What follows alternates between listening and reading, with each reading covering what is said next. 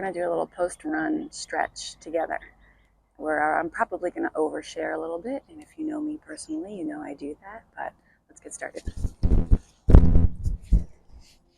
All right, so shoes off. Let's go ahead and just start in child's pose for a minute. Toes together, knees slightly apart, sitting back onto your heels. And if you'd like, you can keep yourself propped up on your forearms, or you can put your forehead on the floor, whatever's more comfortable for you. So in 2018, a dear friend of mine, who I've been friends with since high school, found herself in Shape magazine as somebody who had taken up running, who had never done so.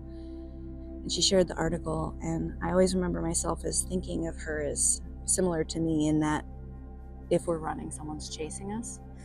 It was the joke I used to make. I never considered myself a runner. I'm much more of an Irish barmaid, lugging potatoes type of person. I like to lift heavy things, but moving quickly is not in my list of fun things to do.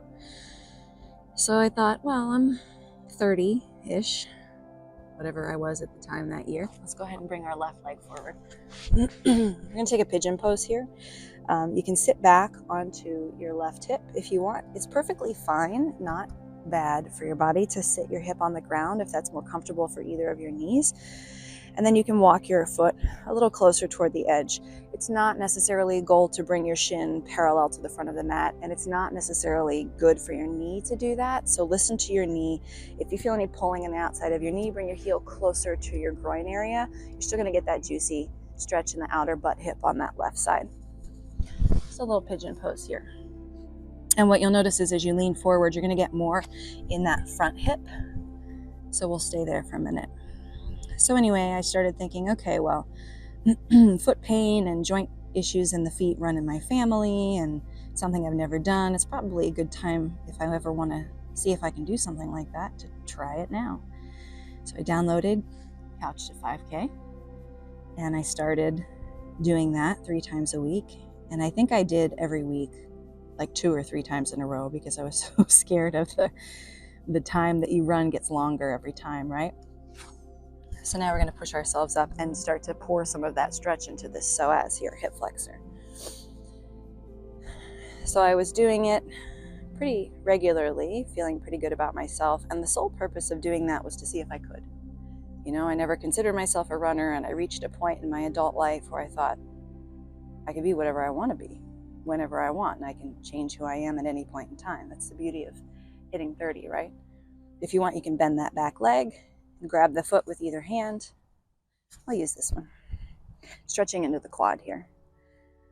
So it felt really good. And as a result of this, trying to do something new and difficult, I became a lot more emotionally strong, which was a goal for myself as well, I wasn't aware of. And I realized I could do things that are hard. Let's go ahead and sit in the center for a minute. We'll take a little butterfly pose. You know, I used to shy away from conflict. I'm technically diagnosed with conflict aversion. Thank you to my therapist. And this showed me that I can kind of stick it out. And it wasn't easy, and I did it, and I ended up setting a goal for myself. I think I started it in May of that year, and I set a goal to do a 5K at Christmas time, which in Florida is wonderful time to be running outside. And I did it, and I felt amazing. And as a result of doing this running 3 days a week, I was also lifting weights twice a week. And I found that helped my body feel more comfortable with running. My joints didn't feel so loose when I was running. If I was lifting weights, it kind of pulled me back together. So I didn't have as much knee pain, foot pain, etc. I started noticing changes in my body, and that was okay. You know, I'd always been a certain larger body type, and something was shifting. And then people around me started noticing changes in my body, and they started commenting on it. And a switch flipped in the back of my mind that this was what I was supposed to be doing, and I could get praise and accolades and attention and be loved if my body was getting smaller. Somewhere along the line, let's switch sides, I switched from running because it was a challenge that I could do that made me feel accomplished and strong. And I started running to see if I could go faster and farther and lose more weight. And anytime someone would say, oh, you're going to go for a run, and I would go in Florida in summer when it's 95 degrees on my 1 hour lunch break outside on the road, where the feel was probably closer to 110, right? And they would say, well, how far do you run? And I would kind of dismiss myself and say, oh, only 2 miles, only 3 miles, which now is a lot of space. 3 miles is a long way. But at the time, I didn't feel like I had earned it. I didn't feel like I had earned the title of runner. So I never told anybody I ran. I wouldn't really invest in good shoes for running because I didn't think I was a legitimate runner. And I think that that's where we get into trouble. We start to identify ourselves with, who's the most extreme version of this, or who's the most fit person we know that we want to be like. And if I'm not exactly like that person, then I don't count. I don't get to wear the label. If you run 3 steps, you're a runner. And so I ended up getting pregnant, lost a baby, and then was sort of terrified to do any activity in the next pregnancy because I didn't want to lose the other one. So I spent, a year being pregnant. Let's go ahead and step back to downward dog. And being afraid to move, and my body changed in a different way. And then last December 2022, I had my baby, and I thought, this is great. I'm just going to get right back into it. I'm going to start running after having not done so for an entire year.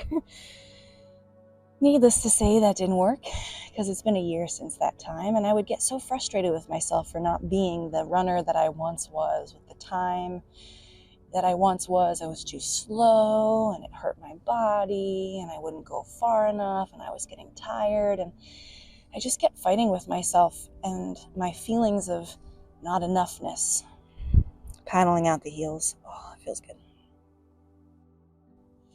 So now we're going to sit down onto our right hip. Go ahead and stretch that front leg. You can leave this one bent if it's comfortable. If this isn't comfortable with the leg turned in, you can certainly just sit with it out in front of you like so. We're just going to do a little hamstring stretch here over the leg. So I just kept fighting with myself that first year and all the things I thought I was supposed to be doing. I'm supposed to bounce back. I'm supposed to get in shape. I'm supposed to, all the things, all the supposed tos. And then something started to fade in me, probably postpartum depression. And I started to feel a little bit more like myself. And now I'm trying to keep myself in this place where I feel like my therapist says, I don't have to have balance, but I can be well-rounded, which means if I skip one day running this week, I'm not going to beat myself up about it. I'm not going to quit, and I'm not going to stop calling myself a runner. I started Couch to 5K, who knows how many times over again in the last 14 months. And today I did week 2, day 1. So I've done it 1, 2, 3, 4 times. And they're jogging intervals and walking intervals. And I just set a goal for myself to finish the time. And if I'm getting tired, I slow down, which was really good advice that I got from a friend years ago when I first started trying this. We're going to go back to butterfly. So we get this internal and external rotation of the leg. That's really great for your hips. So I just came here to say, if you say you're a runner, you're a runner. And it doesn't matter how fast you run or how far you run or how often you run. It's worth going out and buying yourself proper shoes, which I've finally done years and years and years later, and just being kind to yourself and remembering that a label is just that. It's not who you are, right? Let's stretch the other leg straight. Because in yoga, turn this leg in, we learn that we aren't any of these things anyway, right? We learn that we're not our bodies. That's the shortest lifespan of our whole body is our physical body. It goes first, 37, My feet aren't what they used to be. Take a little warming up in the morning. And my knees will probably be next, whatever. We all have our thing. And our energetic body has a slightly longer lifespan. So we want to take care of that. Where are we feeling our energy? How are we treating our body? What are we fueling it with? And I don't mean keto or raw food diet. I mean, are you eating and drinking and doing things that vibrate with you, not with everybody else who's lost weight or who's gotten into a specific shape, because not every body type is designed to eat certain things or drink certain things or do certain activities. I'm not really built to be a runner, but I do it as a personal challenge, and therefore I'm not going to go run a half marathon. I'm not going to go, run every day for 10 miles, but I'm going to do it enough that I feel challenged because I enjoy a challenge, because that's the kind of personality I have. Let's go ahead and bring both legs out in front of us straight. So, the first body or layer or kosha is the physical body, the shortest lifespan. And the next layer is the energetic body. And then under that is our mind. And that's the thing, right? We live in the physical body. We're so obsessed with our physical body and what it can and can't do and what it doesn't look like, that sometimes we don't get into the meat of what's going on up here. And the fact that what's going on up here is only the third of 5 layers, and it's not the truth. It's our truth. Let's go ahead and stack our right knee on top of our left with our feet turned out. If this bottom leg is bothering you, straighten that leg and just focus on the top hip here. Okay, if it's okay on your body and you can sit comfortably like this, you can tuck both legs under. This isn't better, just different. You're gonna fold forward here. And one of the things that pops up for me when I'm running is that mental struggle. I start having thoughts about, no thank you, mosquito. I start having thoughts about what's going on in my personal life, with my relationships, what's going on in my career. There's some big changes now. What kind of parent am I?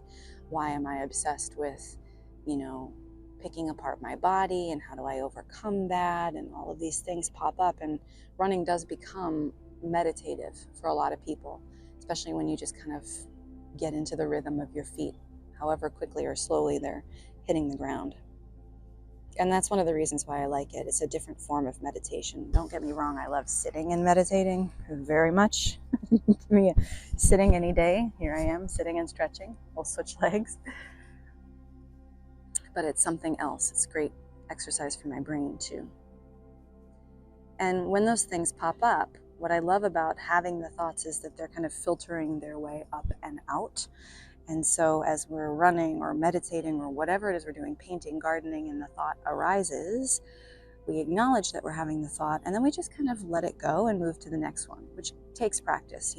Everybody has moments, me especially, where we have taken that thought and sort of run away to join the circus with it. And we're going as fast as we possibly can.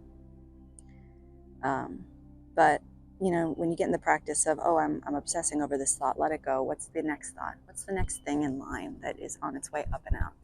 And I like that. It's sort of a filtering. I imagine digging through a garbage pile and unearthing something that I haven't seen in a while, and then just kind of throwing it out over my shoulder like, ew, that's gross. I forgot I had that. Oh, well, and moving on, right? And, I'm going to revisit it over and over again, I'm sure. Lean forward, legs apart. But the more often we do it, the easier it gets, the less often that thought pops up. We kind of let it run its course, and the rumination starts to slow down.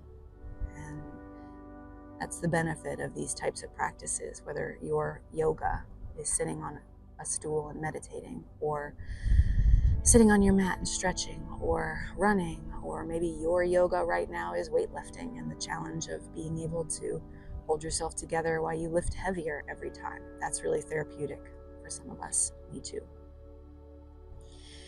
And so another thing that happens for me as a teacher, which is really interesting, is that people ask me, well, what does your yoga practice look like? And there were a number of years where I never practiced on my mat if I wasn't teaching. My yoga was the running. My yoga was weightlifting. My yoga was surviving parenting a newborn. And that's okay too. You're still a yoga practitioner. You're still a yogi if your yoga looks different, because yoga is not doing warrior poses. Let's go ahead and lay on our bellies, because who doesn't love lying down? I'm going to bend this leg, reach back for your foot, go ahead and give it a little pull, and maybe squeeze your glute and push the hip bone down into the mat. It's going to give you a little bit more here in the psoas, just like a standing runner stretch. But the floor and having the ability to push into the floor with that glute gives you a little bit more in the hip, a little less in the knee. And so I guess my thoughts from this morning's run And I'm not going to say it with quotes anymore, and I'm not going to say jog. I'm just going to say run from this morning's run, because I am a runner, are that you can be whatever you want to be whenever you want to be, and no one gets to tell you you are not. Most importantly, you. You do not get to tell yourself you are not. Let's do the other side. Squeezing that left glute and pushing that hip into the ground. And so what if you don't look like anybody else? And so what if you never run faster than a 12 or 13 minute mile? And so what if you never get past week 2 of Couch to 5K? You got to do what makes you feel complete and whole and satisfied and challenged and happy and alive. Now, if it doesn't bother your knees, we're going to come up onto our knees and just do a little quad and hip stretch this direction too if you want. If it's comfortable, you can start to lean back. This is a pose I usually despise unless I'm really warm. So if I've done a lot of squats or run, it doesn't feel so bad on my knees. And if you want more at the front of your body, go ahead and squeeze the muscles on the opposite side, right? So if this is the muscle I want to stretch, I'm going to try to tighten my hamstrings. Think of pulling my heels into my bottom. And if this is the muscle I want to stretch, my hip flexor, I'm going to squeeze my glute. Because our body has this mechanism that when the opposite or antagonist muscle contracts, the target muscle goes, oh, I better release some fibers so I don't get torn or injured.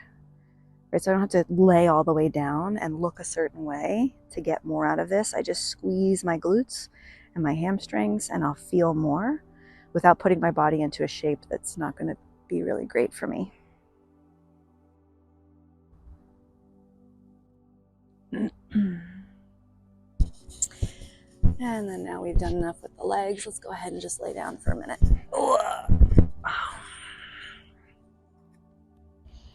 Hugging knees into chest, rocking side to side.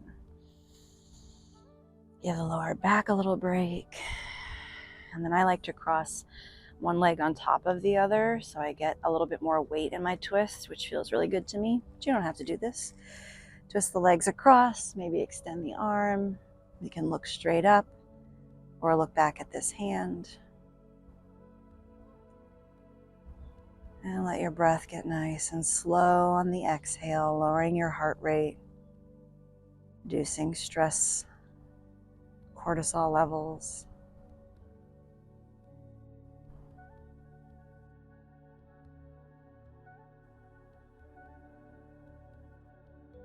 So my question for you is,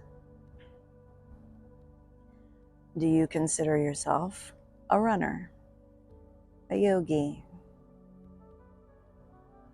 a healer, a cook? Right? What are the things that you do that make you happy? We'll switch sides. It's not wrong to call yourself these things if you're doing it because they represent a part of you. Where it gets tricky is when you start to self-identify with them. And then one day when you can't do that anymore, because the day will come when I can't run at all, which is why I'm doing it, so that I know I did at one point.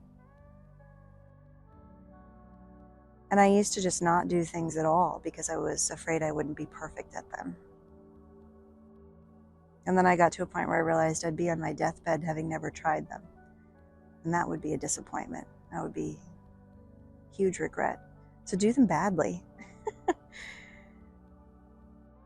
And use that label as an opportunity to represent a part of yourself that brings joy to your life. Not attaching yourself to a label in a way that later you suffer because it leaves you, because everything does. And that's my next question, right? What identities are you embodying now? And are you doing that in a way that is healthy and manageable, and that if you don't do them perfectly, if you fall out of practice, it's still a part of you. Know that everything's going to change one day. Go ahead and push the hips up. Everything leaves you. All your identities fade away, and in the end, you're just soul and spirit. So we don't have to live in this black and white place where we attach to a label, or we have no labels. Sometimes we get there too. Just be. And so today I've decided I am a runner again. And even when I wasn't running, part of me likes the challenge of doing it, therefore I am one. I'm just going to take a few breaths here, chill out, and think about all that.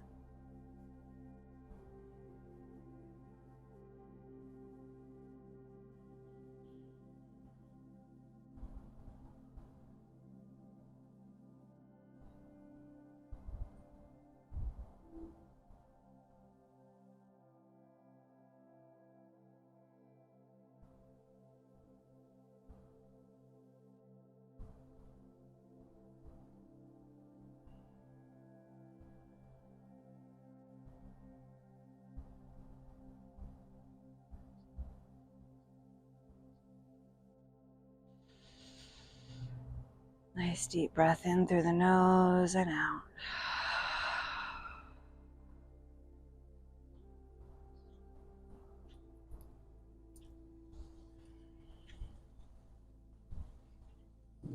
When you're ready, come to a seated position.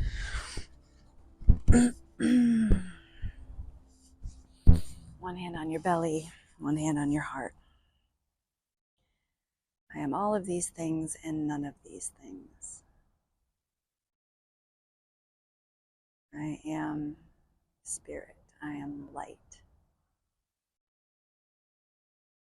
I'm enough, however I am in this moment. Thanks for hanging with me, taking a little moment to stretch. I hope you have a beautiful day. From Embodied Health, my name is Denver Clark. Namaste.